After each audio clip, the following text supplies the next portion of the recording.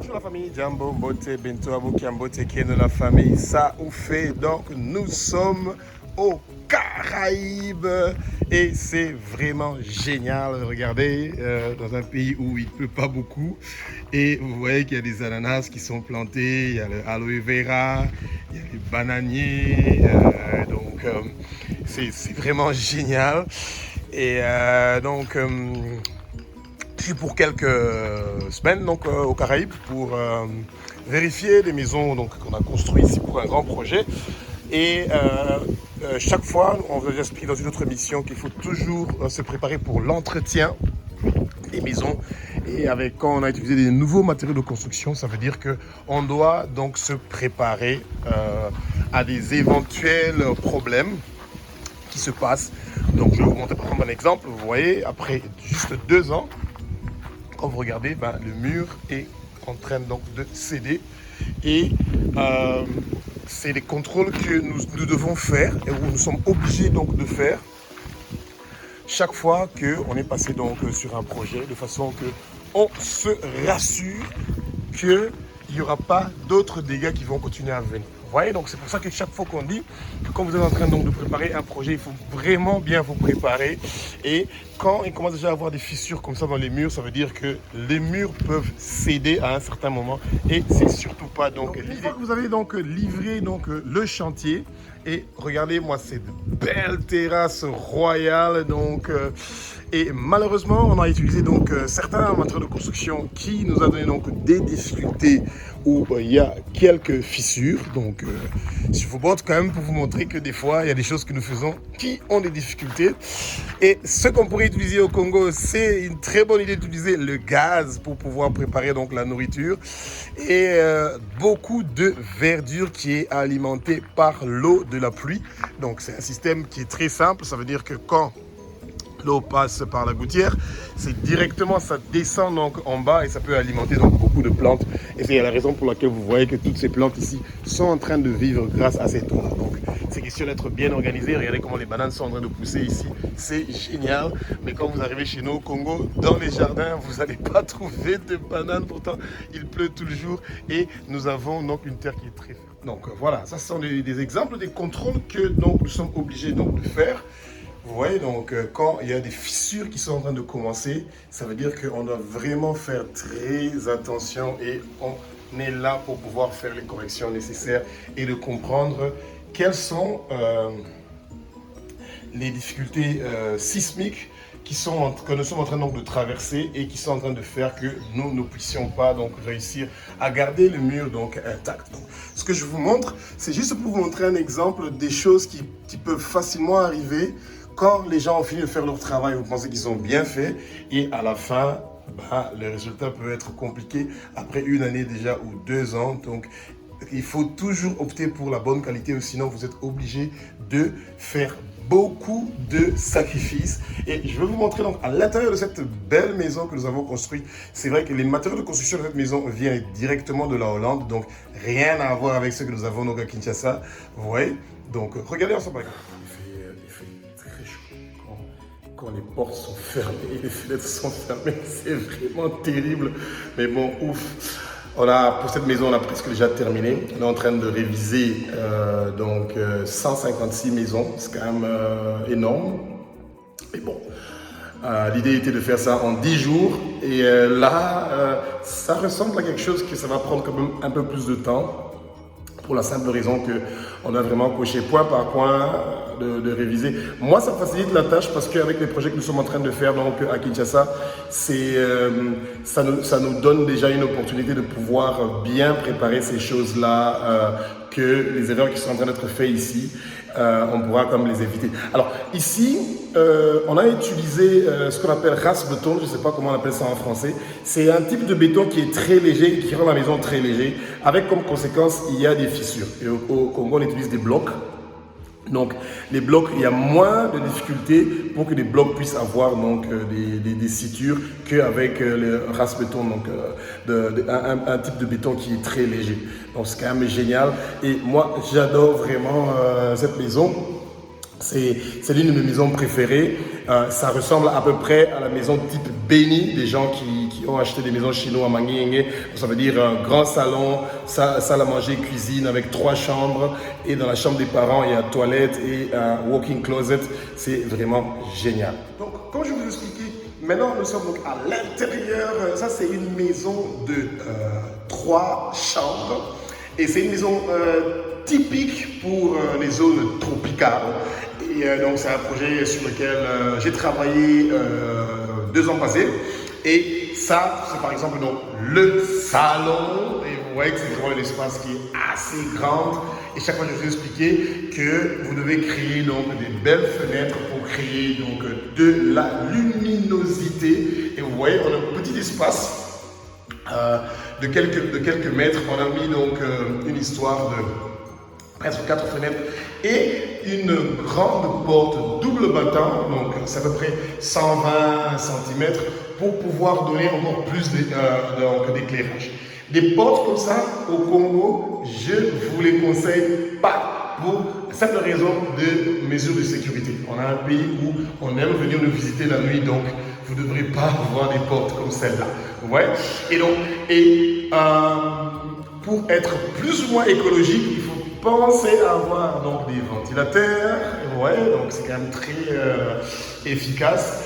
Donc, et ce que je vous expliquais, toujours dans d'autres programmes que j'étais en train donc de faire, le niveau de finition que nous avons fait ici, je dois dire que les travailleurs que nous utilisons ici aux Caraïbes viennent du Pérou et c'est par excellence le pays où vous avez les presque meilleurs travailleurs du monde. Ils sont incroyables, les Péruviens, c'est génial le travail qu'ils savent faire. Et donc voilà, donc ce que je vais expliquer tout à l'heure, c'est souvent j'ai conseillé ça aux gens, d'avoir une cuisine avec une cuisine américaine. Ça vous donne donc, ouais, quand vous êtes dans le salon, vous êtes directement dans la cuisine et ça donne de l'espace pour votre maison. Mais malheureusement, souvent nos mamans n'aiment pas que l'odeur de la nourriture arrive jusqu'au salon. Donc c'est pour ça que tout le temps où vous voyez que la cuisine est en train de s'arrêter, et bien chaque fois dans les maisons que nous sommes en train de construire dans la Kinshasa, il y a un mur qui sépare donc la cuisine avec le salon. Donc c'est directement donc bloqué. Et quelque part c'est dommage pour nous en tant que technicien ou artiste quand tu veux avoir une certaine créativité du travail que tu es en train de faire. Mais bon, le client est roi et quand le client a demandé d'avoir une cuisine fermée, c'est cuisine fermée. Donc les mamans, ne tirez pas sur moi et regardez le niveau de finition que nous aimerons bien amener à Kinshasa. Bon, ça va pas être évident, mais donc on y va. Attention, les maisons que nous construisons ne sont pas livrées avec les frigos. Hein. Ça, c'était un essai qu'on avait fait. Et le grand cauchemar était chaque fois qu'il y avait des problèmes avec les frigos, les gens étaient en train de retourner vers nous. Et en fait, comme la cuisine que vous voyez par exemple, c'est une cuisine que nous avons donc fait fabriquer et livrer. Et la seule chose que nous livrons quand nous faisons les cuisines, c'est l'évier et le lavabo. Et le reste des machines, vous devez les acheter vous-même pour éviter d'avoir beaucoup de discussions ici, là-bas. Alors, je vous fais visiter une des chambres. Donc ça, c'est la chambre des parents. Et qui a été construite donc, il y a 2 ans passés. Et la chambre a été vraiment épargnée. Donc, il n'y a pas quelque part où on a trouvé des fissures, etc. Et on a un petit ventilateur que je ne vous conseillerais pas. Ce petit ventilateur, on n'a pas eu une très bonne expérience avec ça. De préférence, ça serait mieux que vous puissiez donc avoir, disons, un grand ventilateur qui donne assez donc, de fraîcheur. Et ou soit carrément, vous avez la possibilité donc de pouvoir bien ouvrir donc, vos fenêtres, de pouvoir réussir donc à donner un peu plus de fraîcheur. Sinon, vous avez donc le climatiseur qui est donc disponible. Et donc, je vous fais un tout petit 360 degrés très rapidement. Et avant qu'on arrive donc à la toilette, ce que vous voyez ici, donc devant vous, c'est ce que, ça c'est un walk-in closet, mais en fait, il y a moyen de faire de ça un dressing, comme on appelle ça, pour pouvoir donc mettre donc vos affaires. Et vous voyez, donc c'est très pratique pour la majorité des gens d'avoir ça directement incorporé dans votre mur, de façon que vous puissiez donc éviter d'avoir d'éviter d'avoir donc des pertes dans votre espace. L'espace qui reste ici est seulement l'espace pour mettre donc le lit. Ouais, donc c'est ça qui est vraiment très pratique. Et votre toilette. Donc la douche, c'est quelque part, c'est un endroit que vous n'avez pas beaucoup utilisé. Le miroir, il y a un miroir qui est donc électrique, on met de l'électricité de façon que quand vous êtes en train de prendre la douche avec beaucoup de facilité, qu'il n'y ait pas de condensation. Et voilà donc des toilettes qu'on devrait normalement avoir chez nous au Congo, mais bon, soit ça demande de temps en temps un peu plus de moyens, vous voyez. Et un meuble très simple, pas trop compliqué, et avec un espace de douche pas très compliqué aussi, vous voyez. Donc c'est un système, c'est ce qu'on a fait ici, on a mis la douche juste derrière le walk-in closet, donc le mur que vous voyez ici. Ce mur-là, c'est là où se trouve donc l'armoire, et là on a directement donc la douche. C'est vraiment très pratique et génial. Et tout ce que vous voyez ici, tout de suite, ça appartient à une seule chambre, et c'est la chambre donc des parents, avec 2 fenêtres qui est en train de donner donc assez de lumière, et ça vous permet d'être dans un contexte très privé chez vous à la maison. Donc quand vous êtes dans cet espace, vous n'avez pas besoin de sortir et de partir donc dehors pour que vos enfants vous voient en intimité ou etc. Donc, voilà. Donc ça c'était la chambre des parents. Je sais qu'il y a beaucoup de parents qui n'aiment pas ce que je veux expliquer. Avoir des couloirs dans votre maison, ça diminue la grandeur de votre maison. La porte que vous voyez ici, c'est la porte de la chambre des parents. Donc à partir du salon, vous partez directement donc dans votre chambre, et ici même, on n'a même pas mis comment on appelle ça, une clé, donc c'est pas fermé. Mais bon, ça c'est parce que c'est quand on est en train de livrer la maison, on livre ça avec donc un poignet comme celui-là sans clé, et après c'est le client lui-même qui doit se débrouiller pour pouvoir donc faire le nécessaire s'il pense que la porte est fermée. Alors le couloir que nous avons créé ici, c'est un tout petit couloir qui est en train donc de séparer les portes. Alors chaque fois, pour les gens par exemple qui ont acheté des maisons type Uvira ou Bukavu ou Beni, dans le projet de Manguingue, eh ben, ça ressemble à ça, c'est à peu près, c'est pas vraiment copié de la même manière, on a plus d'espace dans les maisons qu'on a à Manguingue et tout, et donc ici, vous avez donc une chambre, c'est cette porte donc ici, et vous avez la porte ici qui est la salle de bain pour donc les enfants, et vous avez encore une autre porte donc ici, ouais. Et donc on commence directement par la salle de bain, donc un mobilier très simple, pas trop compliqué, vous voyez. Très simple, pas trop compliqué. Toilette aussi très simple et pas trop compliqué. Et vous avez directement donc la douche. Et donc, ça vous permet donc d'avoir vraiment assez de facilité avec un système d'évacuation d'eau qui est vraiment très pratique. Et quand vous choisissez les carreaux de la même couleur pour toute la maison, c'est génial et c'est vraiment un... Ensuite, on passe à la chambre, donc la première chambre des enfants. Une chambre très simple, pas une grande chambre. En fait, chaque fois qu'on vous explique l'importance d'avoir une chambre qui est juste très pratique. Ouais.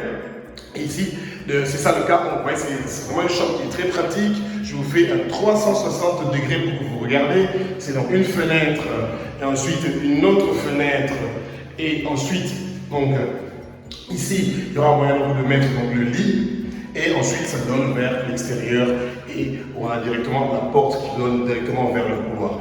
Il y a aussi une possibilité de pouvoir, dans certaines maisons, nous avons fait ça, sous recommandation des clients, c'est de fermer une porte, de mettre une porte devant le couloir, et ça nous fait 4 portes, et ça peut faire quand même un peu beaucoup, mais bon, c'est ça à peu près l'idée qu'il y a. Donc, une chambre pas très grande, et continuez à choisir la même couleur des carreaux pour vous faciliter. La dernière chambre pour terminer notre émission, mais vous voyez, c'est aussi une petite chambre très simple pour les enfants.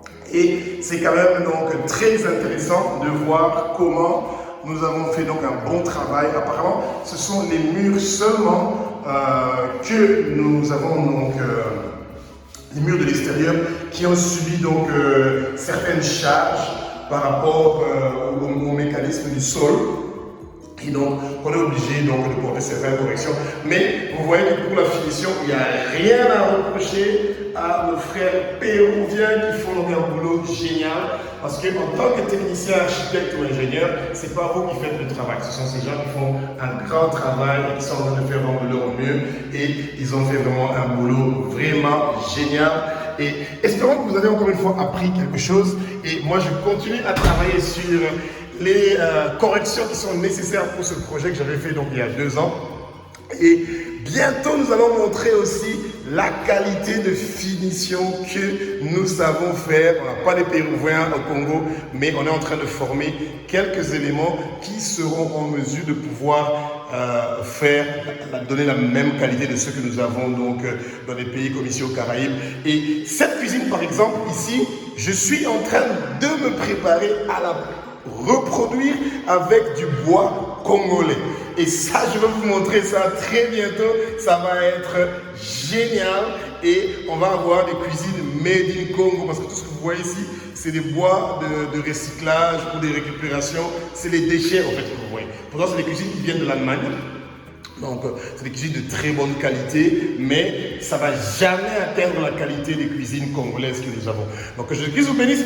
Vive le Congo LNI, et espérons que vous avez appris quelque chose sur ce que nous venons de vous montrer. Au revoir.